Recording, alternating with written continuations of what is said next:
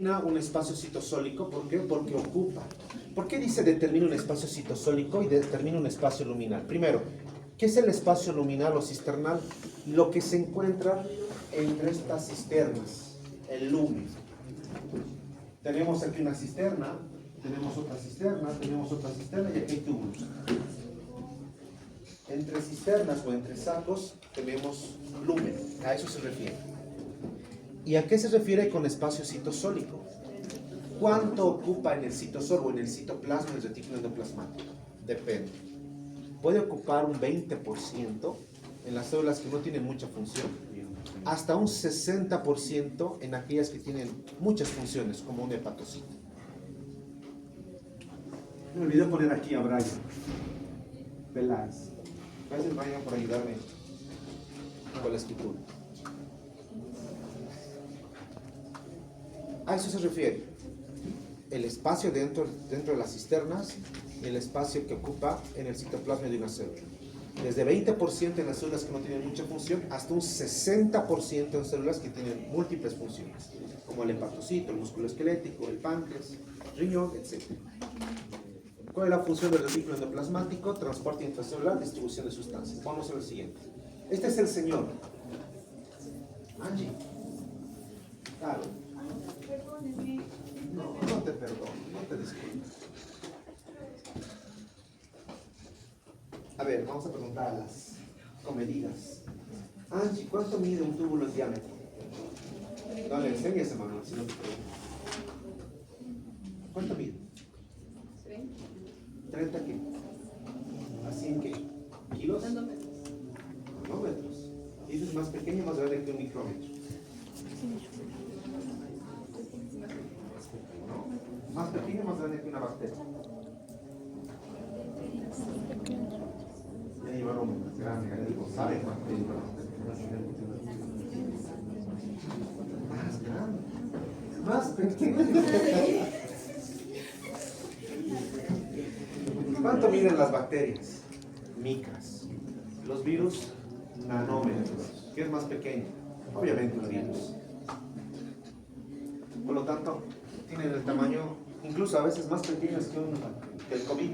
¿Cuánto mide el COVID? 250, 350 nanómetros. Este mide de 30, 100, 40, 100. Más pequeño que el virus del COVID. Mira este señor, Porter, 1945, 1945. Este señor, este personaje, sospechaba de que había una estructura que todavía no conocía como retículo endoplasmático, pero sospechaba que había un conjunto complejo de organelos que producía todas estas funciones. Años después, más o menos 5 años después, se catalogó y se conoció y se escribió en libros y artículos de investigación la existencia de una red citoplasmática que está constituido por cisternas, sacos y túbulos interconectados, aquí llamamos retículo endoplasmático. Este señor es claro. Después estudió su composición, cómo está conformado, funciones que tiene. No, lo leí, era el padre del que creo mayormente lo que es las unidades citoplasmáticas. Contribuyó El origen de los organelos. y gracias a él sabemos que los ribosomas no son organelos, porque no tienen membrana. Sí. Bien bravo. Y miren su carita inocente, ¿no? ¿Cuántos años creen que tenía ahí? Créanme que tenía como algunos de ustedes que están acá sentados. Era un genio. ¿Pero por qué aparenta mayor? Por mucho estudio, no. Estudiar mucho no te envejece. No. Entonces los más viejitos aquí son unos genios, a ver. Y los más jóvenes son unos... Depende cómo estudies. Si no duermes, si te amanece, te trasnochas, tienes insomnio, obviamente eso sí envejece. ¿Qué tipo de excesos? Depende, o sea, es recomendable. 20 es mucho.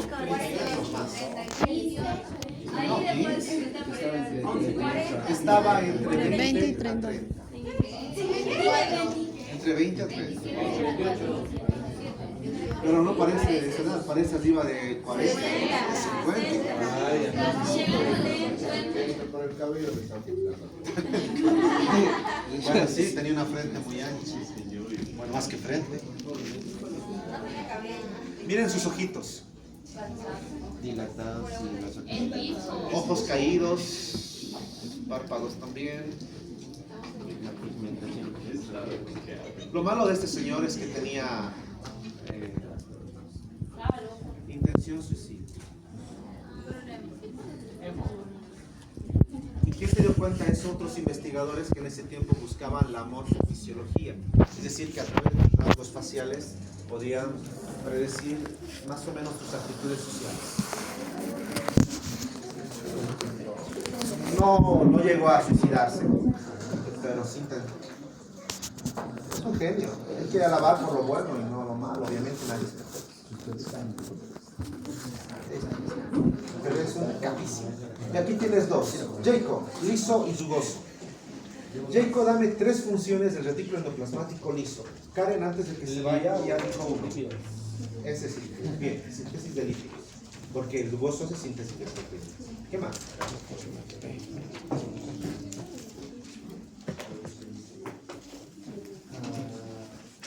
Detoxificación. Bien. Una tercera función, que te ayude Manuel.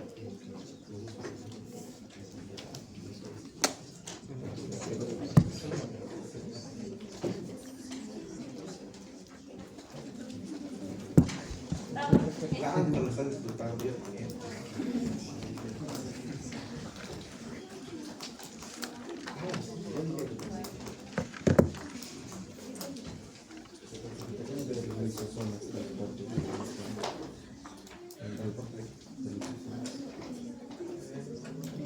Más que eso.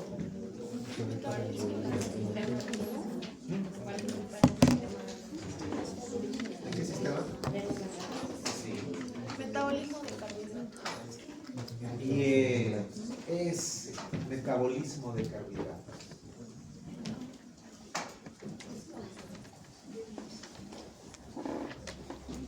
Jacob, en imagen, estos puntitos azules, ¿cuáles son? ¿Qué era un ribosoma? Una masita de proteínas. O un organismo. Ese suena más tierno, un organismo. Esta es la parte bioquímica, la vamos a dejar. Estos son los 3 tipos de retículo que existen según el espacio que ocupan en la célula. En el núcleo, cuando llegan al núcleo, tienen una porción que llegan al núcleo. Mitocondrial y microsomal. ¿Por qué microsomal? Porque contiene microsomas. ¿Okay? Y esto hace referencia a los pequeños cuerpos que hay que están relacionados con los peroxisomas, con los lisosomas, no con los endosomas porque ellos participan en el transporte celular. Recuerden que es un endosoma. Forman vesículas al interior para transportar moléculas. Los lisosomas son una especie de enzimas que participan en la autofagia y en la fagocitosis. Y los peroxisomas Son los que degradan desechos de... pero participan en ácidos grasos y otros, metabolismo de los lípidos y otros. Esto quiero puntualizar. Recientemente, bueno, no recientemente, hace más de 15 años, se ha visto. ¿Saben cómo se llama eso? Destino. Me dice el destino, ya no les enseñes, dales lectura del libro. O me dice, suéltalos, se vayan. Relajar por ahí.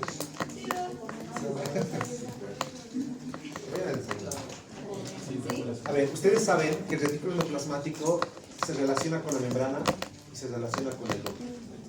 Pero se ha encontrado de que el retículo endoplasmático se mueve en el citosol y se choca con la mitocondria. Algo que no se creía en los libros ahora se sabe, que el retículo endoplasmático en ciertos momentos del día choca con la membrana de la mitocondria. ¿Y para qué creen que hace eso? No es que le está empujando. Choca. Por un tiempo se quedan uniditos, algo hace, se les une. Choca, se pliega, se despliega. Choca, se pliega, se despliega. Intercambio. ¿De qué? ¿Qué creen que intercambian en esos choquecitos que hacen?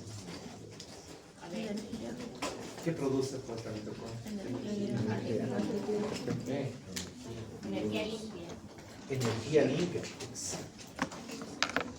Y es interesante cómo la mitocondria solamente por un choquecito a la membrana del retículo le da ATP que necesita el retículo endoplasmático, principalmente las lipasas y otras funciones que tiene, como la detoxificación en el liso. Y eso se ha descubierto con microscopio electrónico. Por lo tanto, se dice que si tienes una lesión mitocondrial, puedes tener una lesión del retículo endoplasmático o viceversa.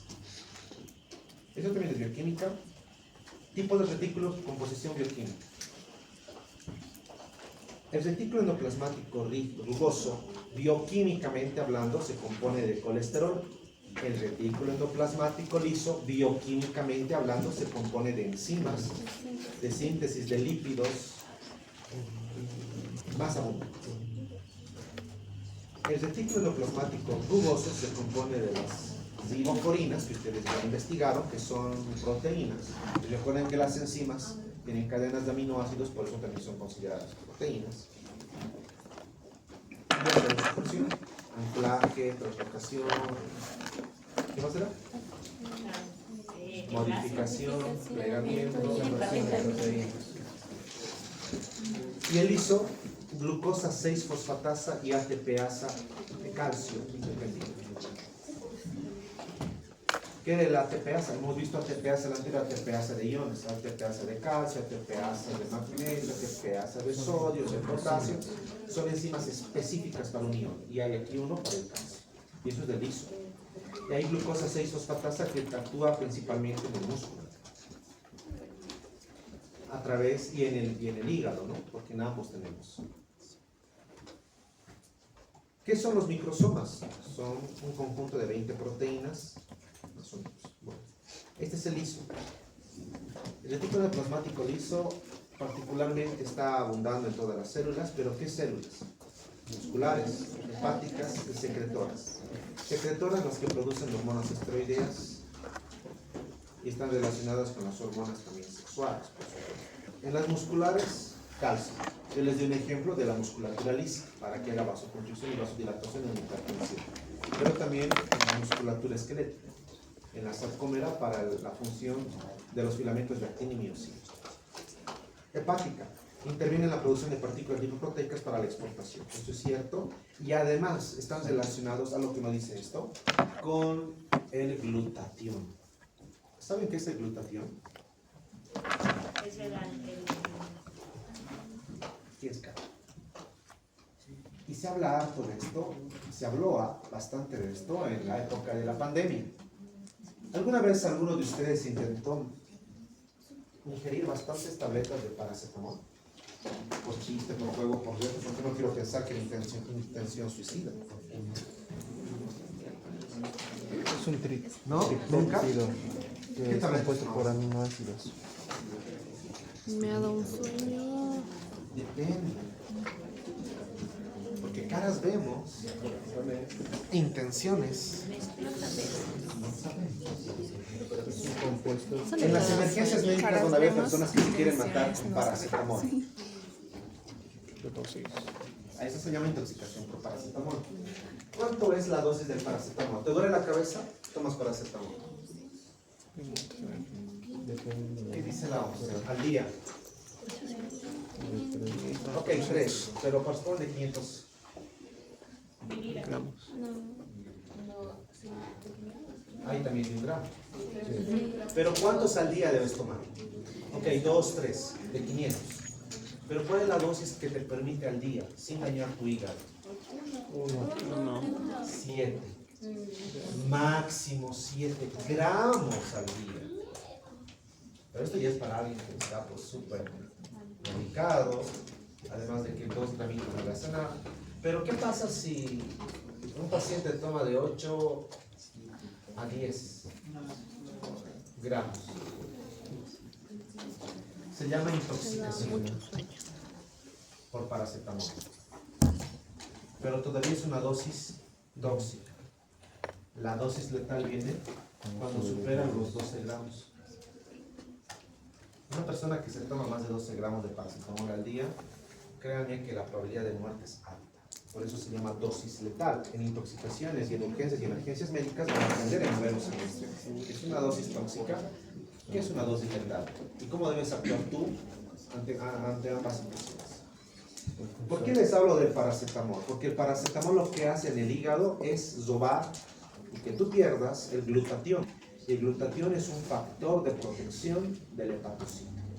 Y se ha visto y se ha descubierto que también en el retículo endoplasmático liso, en la parte hepática, ayuda a mantener el glutatión de los hepatocitos, lo cual es un factor de protección.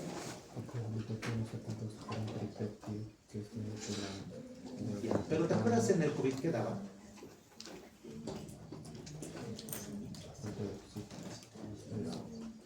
Hay un medicamentito que daban, porque ¿cómo se viertes es? Acitromicina. No, nada de la citra. Empieza con N y termina con A. Te invito a que lo busques. N guioncito teína, con A. Nitroquetal. No, no es la nitro, lo que has dicho. Vienen en sobres, vienen en tabletas. En el COVID se dio bastante, con un protector hepático y también para la parte de la hipoxemia moderada. Mira, los retículos endoplasmáticos lisos carecen de riboforinas. Funciones del retículo endoplasmático liso: síntesis de lípidos, contracción muscular, detoxificación, liberación de glucosa. Ahí tienes algunas fotitos. N-acetil. Para que tomes. Era N-acetil. N-acetil. Bien.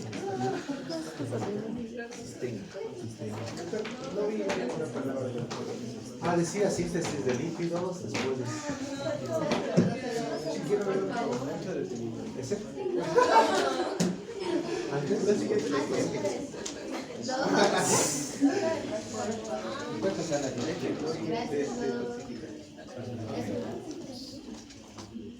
Más funciones: biosíntesis de lípidos, colesterol, fosfolípidos, etc. Enzimas lipasa y profasa, ya saben para qué sirve.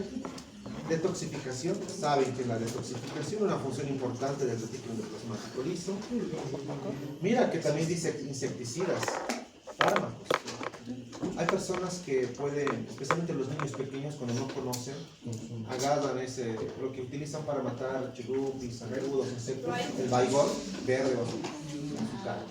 Hay niños incluso que venían a la emergencia, se ponían como perfume los inocentes. Pero claro, ya llevan choqueados, son órganos fosforados, son insecticidas que tienen metales químicos que se absorben rápidamente por la piel. ¿Cómo lo tratarías a ese niño que por su inocencia se echó perfume, pero no era perfume, era baigón? ¿Qué haces? ¿Cómo lo tratas? Claro, pero ¿cómo eliminas esas toxinas del baigón?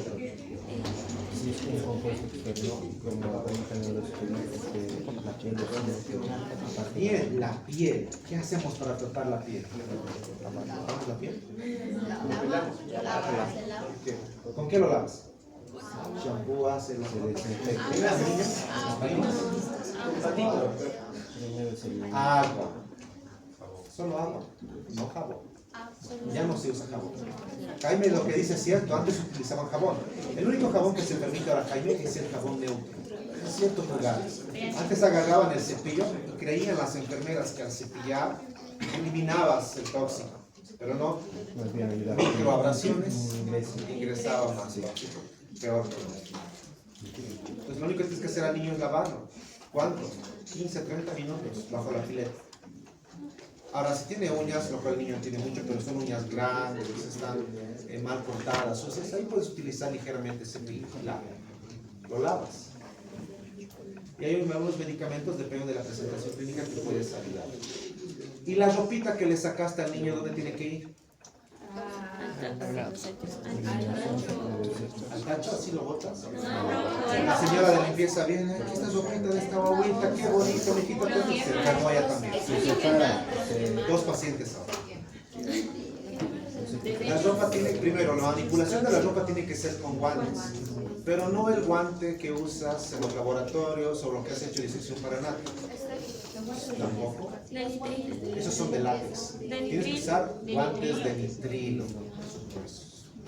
Agarra la ropa del paciente, no importa la edad, lo pones en una bolsa, lo cierras herméticamente, porque hay bolsas cerradas herméticamente, incluso con el logotipo peligro, y ahí pones los datos del paciente y el tipo de intoxicación. Para que la señora de limpieza que viene y hace su trabajo no sea otro paciente, pues obviamente manipular.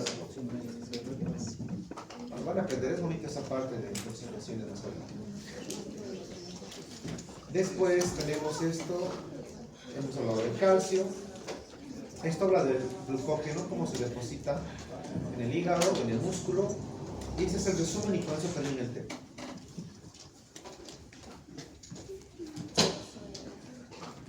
Fácil, ¿no? Bien. ¿Preguntas? ¿Dudas? ¿Qué no van a preguntar? Doctor, ¿cómo lo relacionamos con el caso? Al inicio, pero lo mencioné. Porque ya está.